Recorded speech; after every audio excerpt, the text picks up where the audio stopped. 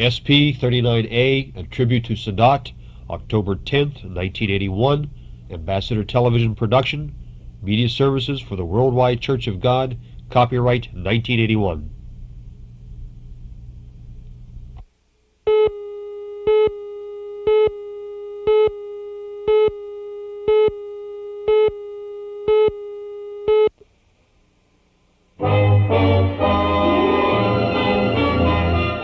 The World Tomorrow. The Worldwide Church of God presents The World Tomorrow with Herbert W. Armstrong.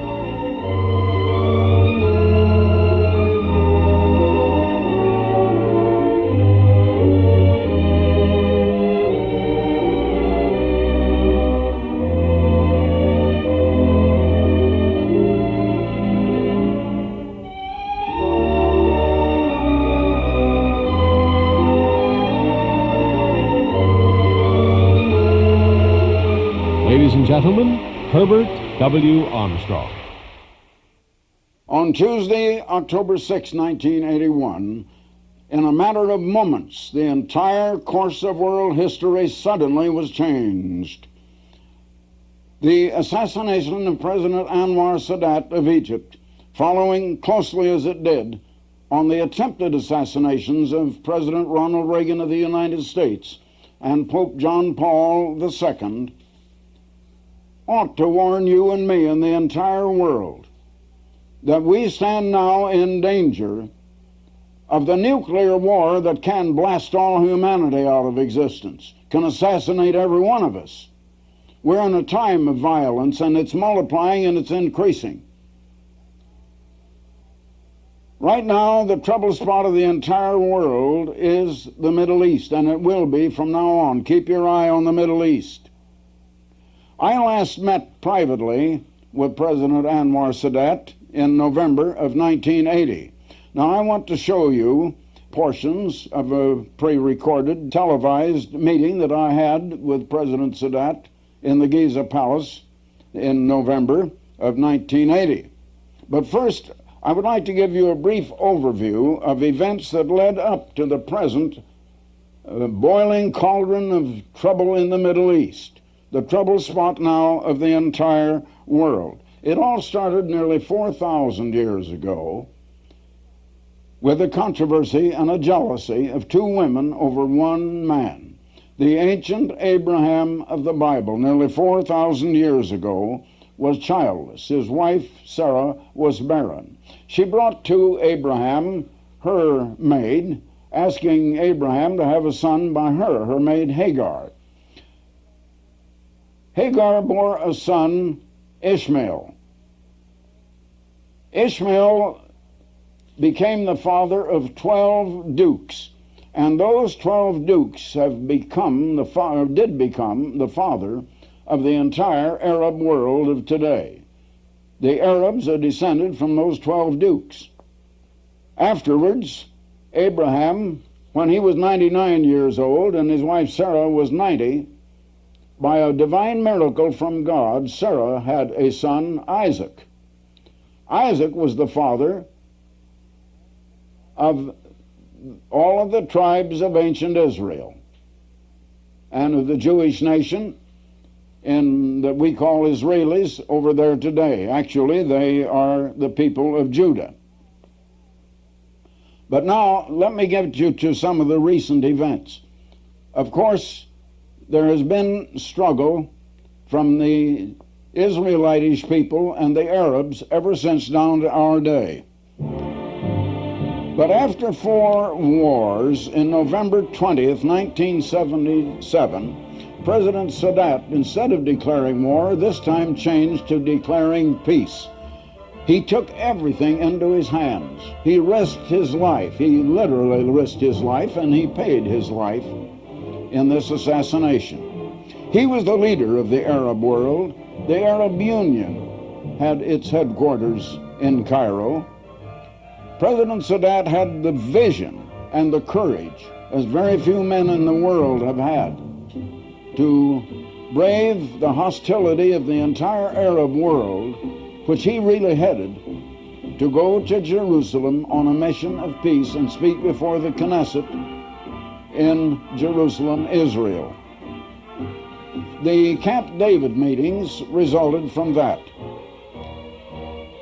After the Camp David meetings, Prime Minister Begin had offered to return the Sinai Peninsula back to Egypt. Now, in November 1980, I visited privately with both President Sadat and with Prime Minister Begin. I spoke to a large audience in Cairo, and after that I had a meeting with President Sadat in the Giza Palace in Cairo. And now, from a pre-recorded program, I want to give you portions of that meeting and also of my private meeting with President Sadat. Cairo, a city in a land of contrasts, steeped in tradition, yet longing for progress, tied to the past, but looking to the future. It is ironic that Egypt, the land of the pyramids, physical symbols of permanence, is a land faced with an indefinite future due to the ever-present possibility that war could break out with its Israeli neighbors. Aware of the uneasiness here, of the pervading tension, Herbert W. Armstrong, speaking to some 300 government officials and educators at the Nile Hilton, acknowledged the dangers facing humanity. I'm not going to speak to you very long tonight, but I'm going to speak plainly, because the time has come for very plain speaking, and I've come a long way to bring you this message.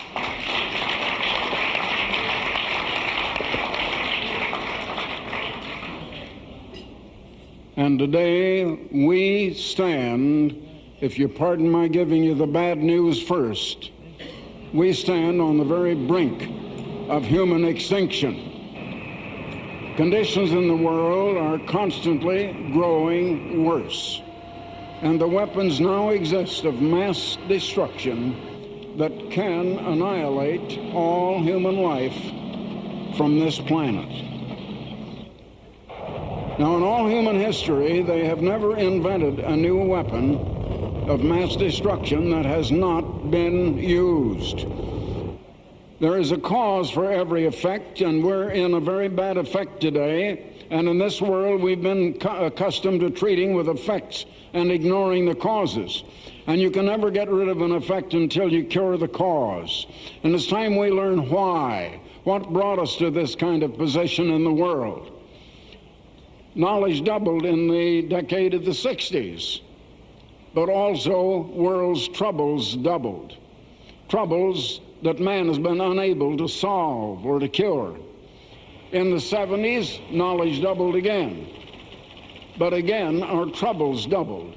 Now, the increased knowledge didn't cause the increased trouble. But on the other hand, the increased knowledge did not solve our troubles. And we still have our troubles. Such things as peace, which we don't have. We work for peace, we fight for peace. Yes, and there are wars constantly going on. There's one in the Middle East right now. But peace and happiness, contentment and joy, and abundant well-being that is universal for all of us, those are spiritual qualities. They're not physical qualities, they're spiritual. And we don't seem to realize that. There is a basic spiritual law, and it is in motion. That law could be stated as the principle of outgoing love toward others. I simplify it by calling it the way of give. Now, that is the way of cooperation instead of competition. It is the way of helping, of serving. I simplify it by calling that the way of give, because people can understand that word so well. But the opposite, the transgression of that way, is the way of get. And that's the way this world is living. This world is living the way of get. I love me, and I don't care about you except what I can get from you or take away from you. So the get way is the way of vanity, trying to exalt ourselves, the way of coveting, of lust and greed, the way of envy and jealousy toward others, the way of competition and strife that leads to violence and war. Having delivered the message of the root cause of humanity's problems to an audience of leading Egyptians, Mr. Armstrong then departed for Israel to continue his Middle East trip. When the Gulf Stream II touched down, this flight became the first since the Six-Day War to go directly from Cairo to Jerusalem. Jerusalem, the home of virtually all holy sites of the three major faiths, the Muslim Dome of the Rock, the Jewish Western Wall, commonly known as the Wailing Wall, and the Christian Church of the Holy Sepulchre, are all located within Jerusalem's walls. The city was divided prior to the Six-Day War, and Arab passions were inflamed when Israel took control. Since then, there has been Arab talk of a holy war to regain possession of that part of Jerusalem known as the Old City. Therefore, the present peace is an unstable one. Into this center of age-old animosity, Herbert W. Armstrong brought a message of peace. Speaking to a banquet at the King David Hotel that overlooks the west wall of the Old City, Mr. Armstrong again contrasted the two philosophies of life. Mr. Armstrong concluded his Jerusalem visit with a private meeting with Prime Minister Menachem Begin. During their discussion, Prime Minister Begin gave Mr. Armstrong a personal message to carry to President Sadat of Egypt, with whom Mr. Armstrong was to meet 8 days later.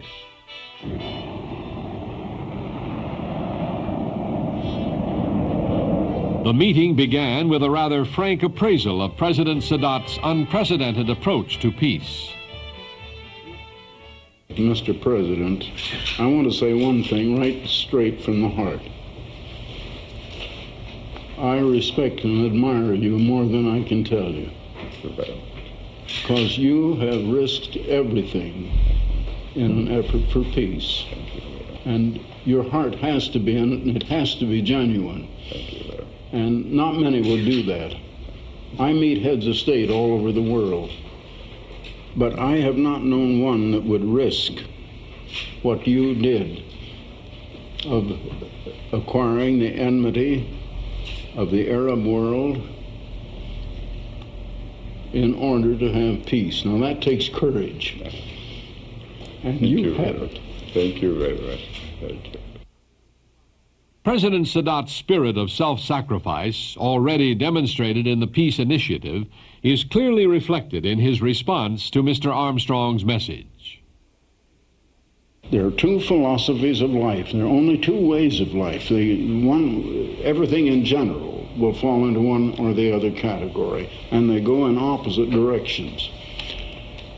And the one I term in simple language give. The other is get. Now, give merely means outflowing love toward others. But I put in just simple language of give and get. The world is geared to get. Everything is get. It's in business, it's in athletics, Right. and Right. it's in politics, Right. and it's in society. That's right. And it's just in every segment of life. That's right. Well, I learned this philosophy of give and get. And I tell you what it is, just my way of stating the law of God. And I think the personage I mean by God is the same personage you mean by Allah. Isn't that correct? Exactly. And that is his law. And you could express it in the more religious language of love, which is outflowing. But I just take it in the more secular word of give and get. And I think that makes it plain to people in all walks of life, whether they are of whatever religion or of no religion. And it expresses the principle of a way of life. It's just a general attitude of mind, an attitude we have toward one another and toward other people. It was at this meeting that President Sadat unveiled a bold new undertaking for the cause of world peace, a proposed $70 million World Peace Center to be built at the base of Mount Sinai. Impressed by the significance of such a monument, Mr. Armstrong offered both moral and financial support for the venture. Even with the vision and personal sacrifice manifested by President Sadat and Prime Minister Begin in their efforts to defuse the many centuries of animosity, a great number of problems remain to be solved before real peace in the Middle East can be a reality. The Palestine problem continues to be stalled in the on-again, off-again autonomy talks. The Arab world also demands that East Jerusalem be returned to Arab sovereignty. The Jewish reply, never. What about the continuing brushfire wars among the Arab nations themselves, such as the Iraq-Iran conflict? Could they not erupt into a major conflagration? And now, the superpowers of Russia and the United States are looking over their shoulders as Europe makes overtures to the Middle East. Is the situation about to be more strongly complicated by a third power play? Quite possibly. Europe obtains about 80% of her oil from the Middle East. 80%. Will she stand idly by if, for some reason, the lifeblood of her economy is about to be cut off? What about Russia? Will she cool her heels in Afghanistan while European influence in the Sinai continues to develop? Will the peoples of this troubled part of the world finally live at peace with one another? Or will their centuries-old animosity ultimately engulf the rest of the world in the flames of war? Geographically, politically, and theologically, the Middle East will continue as a focal point of world events. Indeed, world peace hinges on a tranquil Middle East. Unless the world learns the lessons of the past, we face the most cataclysmic events of history. But if it doesn't, will humanity survive? The answer is in the message proclaimed by Herbert W. Armstrong, Ambassador for World Peace. Every trouble, every bit of woe and unhappiness and suffering in this world has come from living the way of get. Now, we're not going to have a better world until we get off of that way of get and get on to the way of give. We're not going to do that ourselves. Human nature is a little too strong. It isn't going to let us. It's going to have to be done to us. And then that all-powerful, unseen, strong hand from someplace is going to intervene in this world's affairs and is going to save humanity from itself. What you have just seen was from a previously recorded television program of those meetings in November 1980 in the Middle East. Now, the Camp David talks brought the United States into the Middle East controversy. We have become absolutely a part of it. The Middle East is the center of world troubles from now on and will be, right up to the war and the final battle of Armageddon at the end of this present world, and at the time of the second coming of Christ to bring us peace.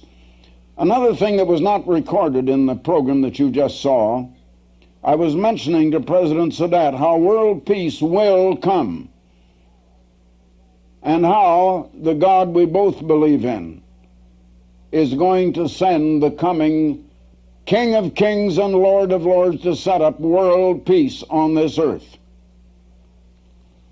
That is going to happen. Now, all of this is recorded in your Bible in prophecy. The number one seller among all books in the world today is the Bible. More people have Bibles than any other book, but it is the book that nobody understands. And very few read it. Almost nobody seems to understand it. About 1/3 of the Bible is devoted to prophecy. And about 90% of all of that prophecy is centered on events right now and from now on, and much of it that will happen in the Middle East. You can't understand that unless you know the keys that unlock prophecy to understanding. Now, those keys have been lost. The world has not had them, and that's why, while many speak on Bible prophecy, many radio evangelists or television evangelists, for example, speak on prophecy. But it is not understood because they do not have the keys that would unlock those prophecies to our understanding. Now, I have a special booklet, or a book. It's not a booklet. It's a book of 198 pages, as a matter of fact, a very attractive book. And I'd like to offer it to you gratis. There is no charge. And there will be no request for money. And that is, you have to admit, a most unusual thing. And I don't think you'll hear that on any other program. The United States and the British people in prophecy. It also includes a great deal about the nations of the Middle East and how this whole thing started and what has led up to it, and so that you can really understand the Bible prophecies of what is happening now, what is going to happen. About 10% of all prophecy, or I should say 90% of all prophecy, is relating to the present and the immediate future, nearly all of it in the immediate future. As a matter of fact, very little of it has already been fulfilled. The time is now to come to understand Bible prophecy. I would like to send you this book. It's in full color, full illustrated, 198 pages. It's a full book. I don't know anyone else that is offering you that kind of literature, of that character, and of that quality, gratis, and with no request for money. We do not beg for money over the air. I hope you have noticed that on this particular program. Now, along with it, we will also send you, if you're not already a subscriber, a sample copy of the Plain Truth magazine. I happen to have here a copy of the Plain Truth. It's a back number at the time that published shortly after my visit to the Middle East in November of 1980, and it has a picture of Mr. Sadat and Mr. Begin on the front cover. And beside it was my second visit with President Sadat, incidentally, and I've had a number of visits with Prime Minister Begin of Israel, and we have become very good friends, as well as other leaders in Israel, and also other leaders of other Arab nations that have become friends of mine, or that I've become friends of theirs. And incidentally, the Israelis know of my friendship with the Arabs, and the Arabs know of my friendship with the Israelis, because I too am working for world peace. Now, Anwar Sadat laid down his life, actually, for world peace. When he took that trip back in 1977 to Jerusalem to speak before the Knesset, he was braving things that very few can realize or understand, and it finally did cost him his life. That's precisely what caused it. He laid down his life for peace. He didn't understand the Bible. He was more familiar with the Quran. However, he was a courageous man, and he was working for world peace. Now, I have known leaders of the world all over this world, kings, prime ministers, presidents of nations, even the two emperors, one of whom is now dead. The only two that we've had in the world of emperors in our time. And I find that they have problems that they are utterly unable to solve. Absolutely unable to solve, clear beyond them. It is going to take that unseen strong hand from someplace to intervene in world affairs and to come down and to save us from ourselves, and that is going to happen. I think you need to understand this booklet, and you need to subscribe to the Plain Truth. We'll send you a sample copy.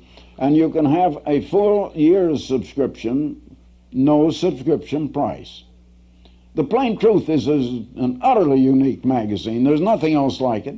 It's a very high-class magazine in full color, and it brings you the meaning behind today's world news, as no other magazine in the world does. It's a magazine of now just approximately 4 million copies of circulation in English, in French and German, Dutch and Spanish. It's one of the mass circulation magazines of the world, and yet it is unique in that it does bring you world news before it happens. We have editors and we have analysts who travel all over the world into world capitals. In our editorial offices, we have the teletypes of at least 3 of the press services clicking off 24 hours a day, just the same as they have in the newspapers and in the news bureaus or news departments of the networks and of many television stations. We have analysts. We have men who are watching world conditions and analyzing them. We have men who understand biblical prophecy and are viewing these things in the light of biblical prophecy. There's no magazine like The Plain Truth. I want to send you a sample copy if you're not already a subscriber. At least 12 million people are enjoying The Plain Truth, and I hope that you will be one of them. Now, all you do for this special booklet, The United States and Britain in Prophecy, and for your sample copy of The Plain Truth magazine, you just send your request to me, Herbert W. Armstrong, Pasadena, California, 91123. Now that's Herbert W. Armstrong, Pasadena, California, 91123. Or you may go to the telephone and call right now. That's much quicker, much handier. And you have a toll-free call. You dial 800-423-4444. Now that's 800-423-4444. And if the lines are busy, please call again, because many calls are coming in. Now in California, Alaska, or Hawaii, you call collect. Area code 213-577-5225. That's area code 213-577-5225. So, until next time, this is Herbert W. Armstrong. Goodbye, friends.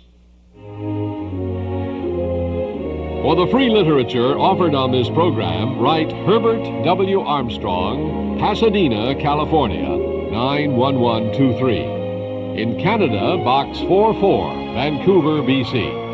Or in the continental United States, you may call this toll-free number, 800-423-4444. In California, Alaska, and Hawaii, call collect 213-577-5225. If the lines are busy, please try again. The preceding program and all literature were produced by the Worldwide Church of God.